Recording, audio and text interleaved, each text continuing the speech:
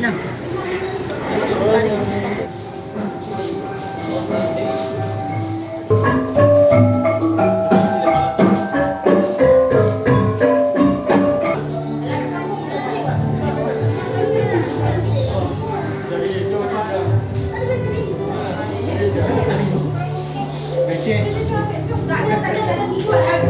Kita masuk.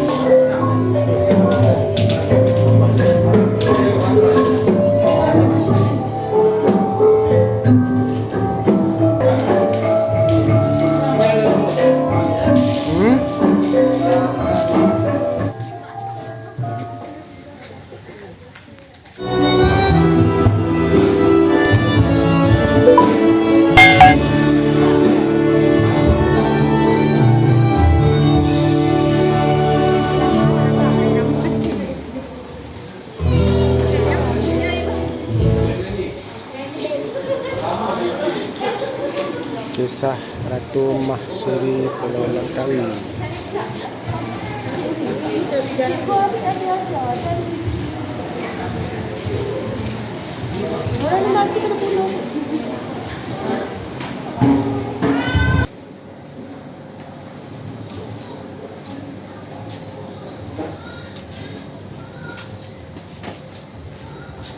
Kisah kehidupan Mahsuri ya. Ini kawasan makam dia. Kawasan makam Mahsuri.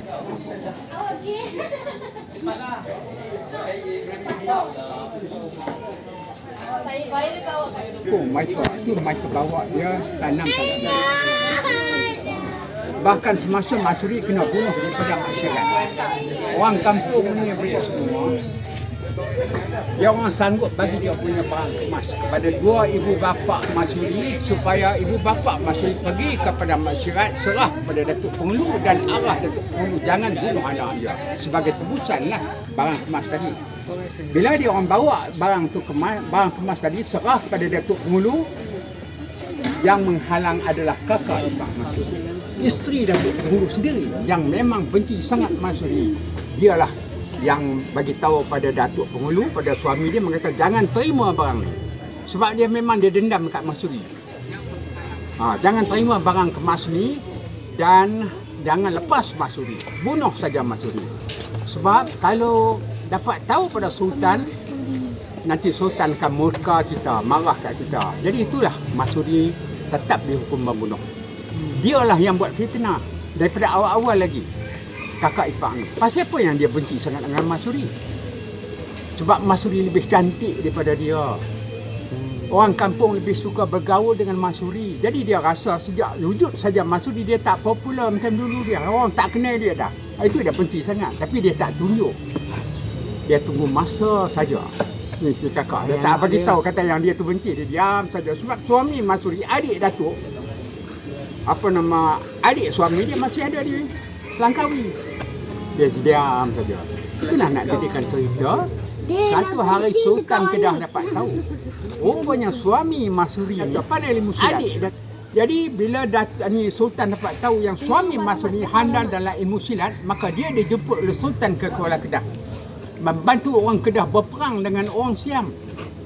Jadi pergilah suami Mahsuri berperang. Bila pergi saja kakak iparnya ni tahu yang suami ni tak ada, dia buat fitnah lah. Dialah yang bagi tahu kononnya semasa suami dia ni berperang kat sana, Mahsuri dah mempunyai orang lain. Dia sudah bertemu dengan orang lain yang bukan suami dia, iaitu seorang penyair muda yang datang daripada Sumatera bernama Gerambang. Itulah dia dijatuhkan membunuh. Baik, mengapa dia tak ada bunuh daripada di sini, di kampung dia ni? Mengapa bawa Mahsuri 6 km dari sini untuk dibunuh? Memang jauh pada masa tu. 6 km. Ya? Jadi susah payah. Dulu bukan ada kenderaan macam sekarang. Dulu bukan ada jalan raya macam sekarang. Ini adalah arahan Datuk Pengulu.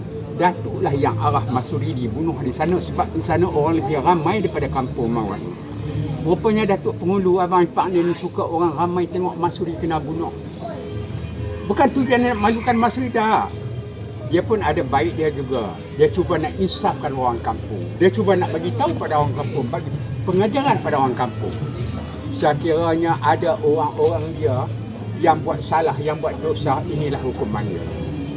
Sedangkan adik aku sendiri, Masuri, aku sanggup bunuh. Tambahan orang biasa ni. Bila keadaan macam tu, orang ramai tengok, orang takut dibunuh, orang tak buatlah dosa. Inilah hasrat Datuk. Ya? Itu dia suka orang ramai tengok. Pasal apa Masuri ini biar bertambat di sana sehingga beberapa minggu. Dia dibawa ke sana ditambat pada sebatang pokok dekat satu simpang 3 di Padang Masyarakat. Sampai hari ini tempat dia kena bunuh kalau dia nak tengok ada. Dia berhampiran bersebelahan dengan klinik kesihatan pada masyarakat. Tempat dia kena bunuh. Sebelah tu dia dulu ada sebatang pokok. Sekarang pokok tu dah reput, dia orang binakan satu kerik. Di situlah dulu dia ditambat di pokok tu, sekarang pokok tu dah mati. Sehingga dia dibunuh di situ dia. Dah dengar sejarah. Dia bunuh. Tak boleh dibunuh dengan sebarang senjata. Dia Itulah menyebabkan dia tu tertambat sehingga beberapa minggu tak bagi makan, tak bagi minum. Tapi Masuri sungguh pun dia dibunuh dengan macam-macam senjata. Kerih, pisau, lembing, cucuk dia. Tak mati dia, tak ada darah pun. Tapi dia memang sakit. Dia dicucuk, dia ditikam dengan kerih, dengan lembing, dengan pisau. Walaupun tak duduk badan dia tak luka, tapi dia tahu dia akan mati kesudahan dia. Bukan mati kerana dibunuh, tak ada senjata yang boleh bunuh dia. Tapi mati dia dah tak bagi makan sampai berminggu-minggu dah tertambat di sana, tak bagi makan. Dia tahu dia akan mati kelaparan. Jadi dia tak hendaklah mati. Kerana tak makan tu dia bagi tahu rahsia dia kepada Datuk Penghulu semasa dia terikat di pokok di Padang Masyarakat. Dia kata, Datuk, kalau nak bunuh dia juga, baliklah ke rumah dia. Cari satu kerih pusaka kai Datuk nenek dia yang tersembunyi di rumah tu. Kerih tu saja yang boleh menyebabkan dia mati. Apabila rahsia ni dapat terbongkar pada orang Datuk, dia orang datang ke sini balik, cari pergi rumah dia, cari kerih tu. Kerih tu dijumpa di halang rumah.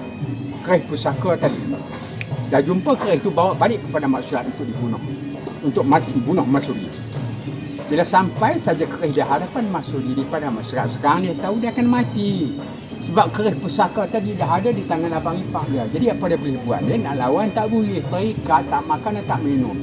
Apa dia mampu buat? Hanya minta doa pada Tuhan saja. Dia cuba nak bagi tahu pada orang-orang. Memang ramai orang kampung yang menyaksikan pembunuhan dia. Dia nak bagi tahu pada orang ni yang dia ni tak bersalah. Itu dia minta pada Tuhan supaya darah dia jadi putih. Belum dia dibunuh, ya Allah, ya Tuhan, buktikan kekayaanmu. Saya kira diri aku ni bersih, darah aku akan jadi putih. Bersih maksud dia tak buatlah benda-benda dituduh tadi. Kononnya dia sudah berangkara dengan seorang pemuda yang datang daripada Sumatera bernama Drambang semasa ketiadaan suami dia. Ini memang tak benar. Ini adalah muslihat kakak ipar dia sendiri yang beritahu pada suami dia, bapa ipar dia. Kononnya sudah berjumpa dengan orang lain semasa suami dia itu berperang kat Kuala Kedah. Itulah darah dia jadi putih. Jadi dia minta supaya darah dia jadi putih. Sebaik dia itu, selepas itu Datuk pun arahlah Masuri dibunuh dengan kerih pusaka tadi. Sebaik saja dia ditikam dengan kerih pusaka tadi. Memang darah memantul. Yang sebelum ni tak pernah pun ada darah. Tapi bukan darah merah. Darah putih seperti dicakap. Barulah orang kampung yang memang selama ini tahu Masuri tak bersalah bertambah yakin orang kampung bila dia orang tengok sendiri darah putih yang memancut keluar pada badan dia. Datuk dan orang-orang dia yang bunuh Masuri mula rasa kesal yang amat sangat di atas kelanjuran dia orang. Tapi dah terlambat. Masuri dah buat nak bunuh, buat sedayang, buat tu buat salah. Dia hanya tunggu masa nak mati saja. Jadi sebelum dia mati dia sempat juga berkata-kata secara penghabisan. Dan kita anggap kata-kata Masuri yang penghabisan ni adalah satu sumpahan. Sebab apa yang dia cakap, dia sumpah memang terjadi selepas kematian dia. Sampai hati hampa semua bunuh saya. Sedangkan saya tak buat apa pun kesalahan. Sekarang saya minta pada Tuhan supaya doakan awak semua selepas kematian dia. Inilah sumpahan dia. Langkawi selepas ini tak akan aman sehingga 7 keturunan dan menjadi padang jarak, padang terkukur. Dia sebut ini. Habis dia sebut dia pun mati. Maksud Masuri, Langkawi tak akan maju macam hari ini tadi. Langkawi tak akan aman macam hari ini selagi Wan Aisyah tak lahir ke bumi. Kerana Wan Aisyah adalah keturunan Masuri yang ketujuh. Adik tengok ada gambar Wan Aisyah. Dialah keturunan Mansuri yang ketujuh. Jadi pendek kata, kalau adik ni datang ke Langkawi sebelum dia lahir, Langkawi bukan macam hari ni. Saya anak Langkawi. Saya tengok semua ni. Umur saya dah 82 tahun dah. Saya perhati macam mana Langkawi sebelum Wan Aisyah lahir dan macam mana pula rupa Langkawi selepas Wan Aisyah lahir. InsyaAllah selepas lahirnya Wan Aisyah, cukup Langkawi. Lagi satu dia kata Langkawi tak akan aman. Tak aman artinya Langkawi ditimpa bencana. Macam-macam bencana berlaku selepas kematian dia, selepas sumpahan dia. Tak pernah lagi Langkawi ni tak ada hujan lagi. Tapi selepas sumpahan dia tak ada hujan bertahun-tahun di bumi Langkawi. Sehingga tanah jadi kering, kontang, merekah apa yang tak ditumbuh di sini. Ini adalah satu perkara yang sumpah Mansuri. Kemudian hujan pula turun dengan lebat. Berbulan-bulan lama tak berhenti, hanyut musnah rumah-rumah kat sini. Ini juga kerana sumpahan Mansuri. Kemudian orang Siam serang Langkawi, macam-macam berlaku. Serang Langkawi, bakar rumah-rumah orang Melayu, rompak barang-barang, sanggup bunuh. Kesan dia masih ada, itu bekas terbakar yang ada di Padang Masyarakat hari ini adalah hasil kerja orang Siam lah pada masa itu. Baik, Okey. apa yang Mansuri tinggal hari ini tak ada apa dah. Keris yang bunuh Mansuri memang disimpan dalam museum. Kalau nak tengok keris itu secara percuma, pergilah. Tapi saya nak pesan satu, jangan ambil gambar. Keris itu memang tak boleh ambil. Kalau adik ni minta izin pada mana pihak secanggih mana adik punya kamera, takkan dapat. Jadi rosak hitam gambar tu. Rosak gambar tak apa, tapi dapat penyakit. Ada orang dapat penyakit. Adik tahu tak apa satu pemuda datang sini.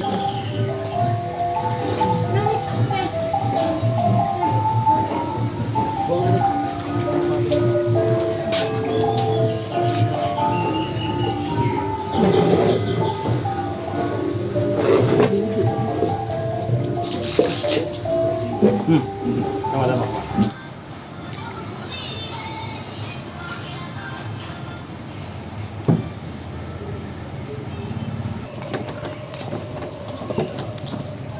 Turun naik rumah orang.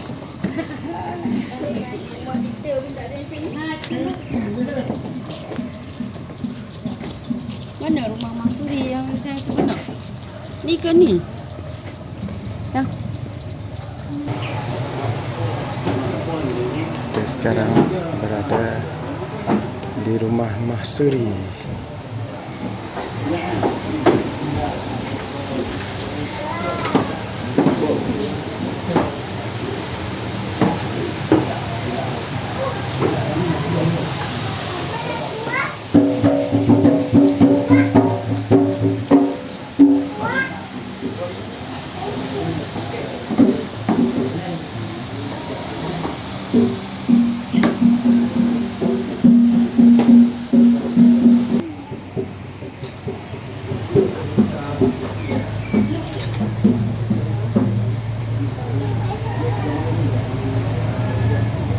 Dapur Mansuri.